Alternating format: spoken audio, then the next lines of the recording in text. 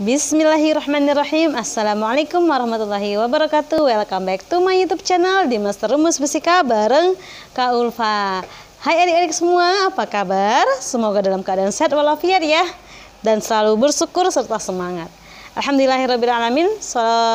Kita ucapkan kepada Allah Subhanahu wa taala salawat dan salam. Allahumma sholli ala sayidina Muhammad wa ala ali sayidina Muhammad. Nah, adik-adik, di channel Master Rumus Fisika sekarang mulai kakak benahi materi dari kelas SMP sampai dengan SMA. Buat adik-adik kelas 11, welcome to my YouTube channel Master Rumus Fisika. Kali ini kakak akan membahas tentang materi fisika untuk semester genap. Gimana adik-adik, masih daring bukan? Ya kan? Nah, kalau masih daring, alangkah baiknya coba nikmati kebersamaan belajar dengan kakak di channel Master Rumus Fisika. Kali ini kakak akan bahas materi semester genap pelajaran kalian fisika, yaitu tentang teori kinetik gas. Teori kinetik gas. Nah, atau ini disingkat sebagai TKG. Teori kinetik gas.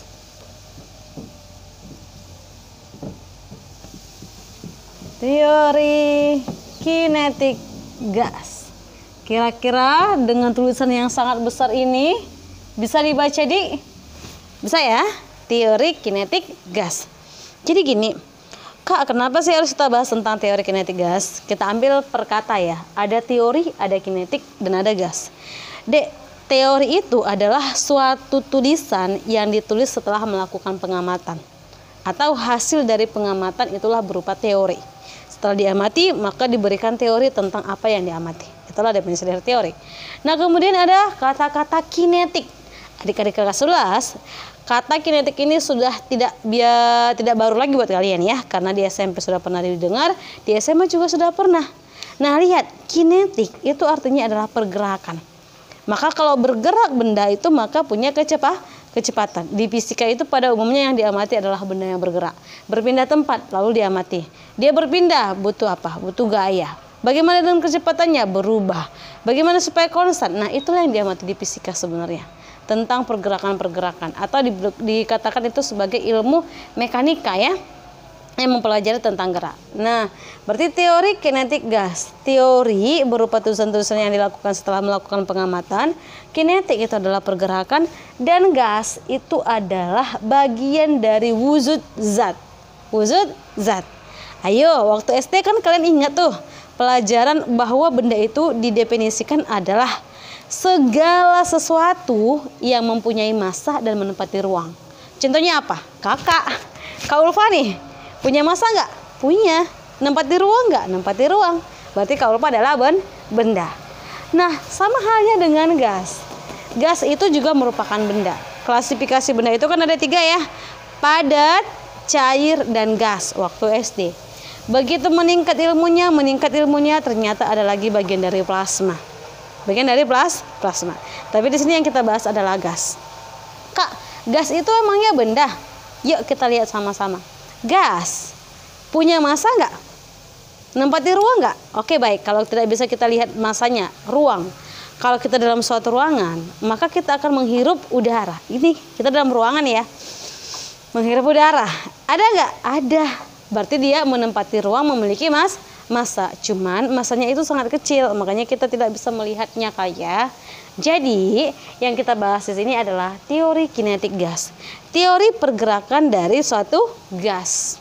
Nah, misal nih, di sini kan Dek, ada suatu ruang atau wadah.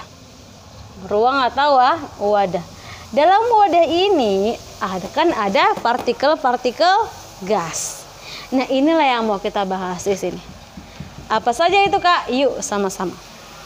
Nah, sebenarnya gas itu dalam keadaan ideal itu berarti tidak ada perubahan karena tekanan, tidak ada perubahan karena perubahan volume, dan tidak ada tekanan karena perubahan suhu. Nah, idealnya seperti apa, Kak? Nah, idealnya dia memenuhi sifat-sifat ideal gas, memenuhi sifat-sifat ideal dari suatu gas. Nah, jadi kakak bikin di sini sifat-sifat apa? Sifat-sifat ideal gas. Sifat-sifat gas ideal gitu ya.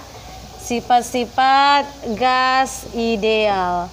Kak, kenapa yang harus kita bahas itu adalah ideal gitu? Karena kita tidak mau melihat dulu apa pengaruh suhu, apa pengaruh volume, apa pengaruh tekanan dalam suatu gas itu. Nah, idealnya itu masih dalam keadaan belum diapa-apai, itulah istilahnya ya kan, Dek. Kalau kalian pernah dengar ideal itu artinya apa? Cewek ideal menurut aku itu adalah cewek yang tinggi badannya 165 cm dengan berat badan hanya 47 kg, gitu ya kan? Misal nih. Atau cowok ideal itu menurut aku adalah cowok yang gagah perkasa, gitu ya kan? Jadi ideal itu apa sebenarnya? Ideal itu adalah seperti yang kita harapkan, seperti yang seharusnya. Seperti itulah arti kata ideal. Jadi gas itu juga ada gas ideal itu tadi. Bagaimana gas ideal? Yang pertama adalah ini kan suatu wadah nih, Dek. Wadah ini akan berisi gas. Gas itu ternyata kita ambil dari segi ukuran dulu atau segi jumlah. Ini di alam ini kan, Dek, banyak nggak gas? Banyak, Kak. Terdiri dari partikel-partikel nggak itu? Iya, betul. Kakak hirup, kakak buang.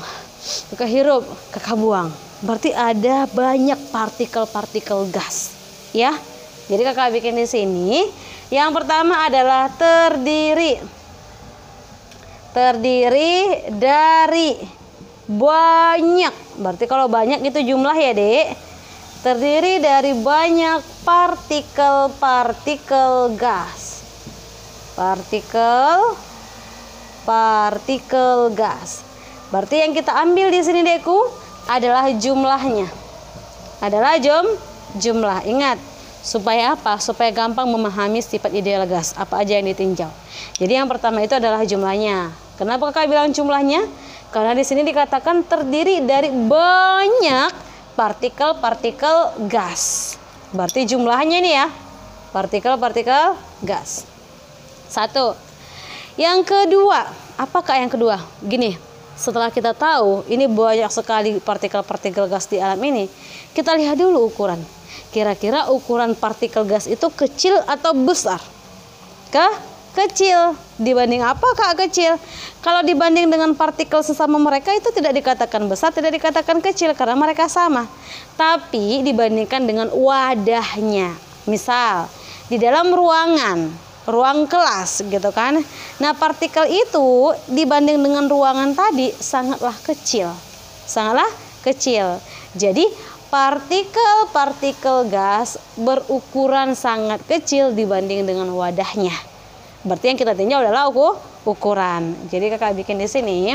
Poin kedua adalah ukuran. Nah, ukuran partikel. Ukuran partikel gas sangat kecil. Sangat kecil. Sangat kecil apa? Dibanding dengan wadahnya. Sangat kecil dibanding dengan wadahnya. Wadah tempat dia ya, Dek, dengan wadahnya. Tahu arti dari wadah? Tahu ya, wadah itu kan tempat atau ruangnya, gitu ya. Jadi poin pertama adalah jumlah. Poin kedua yang kita lihat adalah ukurannya, Dek. Yang kedua adalah ukuran. Baik. Yang ketiga apa, Kak? Poin ketiga itu adalah gini, Dek. Kalau misalkan nih, maaf ya, kalau misalkan ada orang yang buang angin, itu kalau kita buang angin, kira-kira baunya gas tadi di satu tempat aja atau akan menyebar ke seluruh ruangan? Menyebar ke seluruh ruangan, itu tadi ya. Jadi yang kita lihat yang ketiga itu adalah penyebaran partikel gas akan tersebar merata di dalam wadah. Penyebaran partikel gas akan menyebar merata ke seluruh bagian wadah. Nah, ini kakak bikin ya. Penyebaran. Bukan penyebaran virus ya, Dek. Ini penyebaran. Penyebaran siapa? Partikel. Nah, penyebaran partikel gas tersebar merata. Tersebar merata ke seluruh apa? Ke seluruh wadah. Atau apa Dekku? Atau ruangan. Nah, itu dia. Atau ruangan. Gitu. Jadi kan tadi kakak bikin tadi kasusnya adalah buang angin.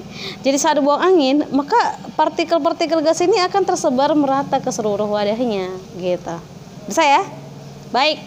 Poin keempat yang kita lihat adalah, berarti di sini poin ketiga adalah penyebarannya ya. Poin keempat yang kita lihat adalah, kalau poin keempat itu Dek, kalian masih ingat pelajaran tentang gaya kolom? Kalau ada muatan satu dengan muatan yang lain, jika didekatkan mereka ini akan saling tarik menarik atau tolak menolak, ada interaksi. Jadi partikel pun seperti itu sebenarnya. Partikel juga seperti itu sebenarnya. Cuman partikel itu tadi masanya itu sangat kecil, ukurannya itu sangat kecil, maka gaya tarik menarik antar partikelnya dapat diabaikan karena ukurannya sangat kecil. Ya, karena ukurannya sangat kecil. Tapi ada nggak Kak gaya tarik menariknya? Ada Dek. Ada ya. Jadi kakak bikin di sini poin keempat adalah gaya tarik menarik. Gaya tarik menarik antar partikel. Partikel gas ya Dek. Antar partikel dapat diabaikan. Dapat diabaikan. Karena apa? Karena ukurannya sangat kecil. Nah, ukurannya sangat kecil. Nah, ini ya. Ukurannya sangat kecil. Nah, ini ya. Yang kelima bagaimana, Kak? Sifat yang kelima adalah begini. Kalau misalkan di sini adalah gaya tarik menarik, maka kan tadi kita bisa abaikan. Jadi sekarang gini, kalau kita bahas tentang pergerakan, karena di sini kan judulnya adalah kinetik, pergerakan. Jadi gini deh pergerakannya. Misal ya, ini suatu, misal nih, ini suatu gas, partikel gas. Ini suatu partikel gas. Di pelajaran kelas 10, ada yang kalian pelajari tentang tumbukan, bukan? Iya kan, Dek? Jadi tumbukan itu dibagi dari 3. Ada tumbukan lenting sempurna, ada tumbukan lenting sebagian, ada tidak lenting sama sekali. Gini kasusnya. Kalau lenting sempurna itu kan, misal nih, di sini ada benda bergerak dengan kecepatan konstan, tinggi kali kecepatannya. Ini juga bergerak dengan kecepatan tinggi. Maka suatu saat kalau mereka bertemu, ini akan terpental. Terpental sempurna, dua-duanya mental. Nah, itu dikatakan tumbukan lenting sempurna. Tapi gini nih, misal di sini ada suatu benda yang bergerak, dia bergerak ke kanan. Nah, ini bergerak ke kiri. Berarti kan berlawanan arah. Ini kecil peluru, misalnya peluru nih masuk ke dalam sini, tap. Karena peluru ini kencang sekali, bisa dia bawa benda ini, tap. Berarti kan mengikut dia. Berarti tidak lenting sama sekali. Kemanapun si peluru pergi, ke situlah baloknya pergi. Nah, gitu ya. Atau yang ketiga itu adalah di sini dinding. Terus kita lemparkan bola kasti, tap, mental. Itu berarti kan yang mental itu bola kastinya doang. Kalau dindingnya kan tetap, gitu. Jadi itu dikatakan tumbukan lenting sebagian. Nah, kasusnya di gas ini bagaimana, Kak? Kalau kasus di gas itu gini, Dek. Ini partikel gas. Ini partikel gas dalam suatu wadah. Anggaplah kita berada di ruangan kelas. Jadi ini partikelnya tap. Tumbukan yang terjadi itu adalah tumbukan lenting sempurna. Tap, udah sempurna. Jumpa di sini dengan yang lain juga lenting, tap, lenting lagi. Dari sini lenting lagi, tap, lenting. Ini jumpa dengan yang lain, lenting. Ini jumpa dengan yang lain, lenting. Ini jumpa dengan yang lain, lenting. Nah, sampai akhirnya nanti dia tersebar merata. Itulah tadi kenapa penyebaran gas itu merata di dalam suatu ruangan. Karena tumbukan yang terjadi di antara partikel-partikel gas ini adalah tumbukan lenting sempurna. Seperti itu. Nah, jadi kalau bikin di sini ya. Poin kelima adalah tumbukan yang terjadi nih, tumbukan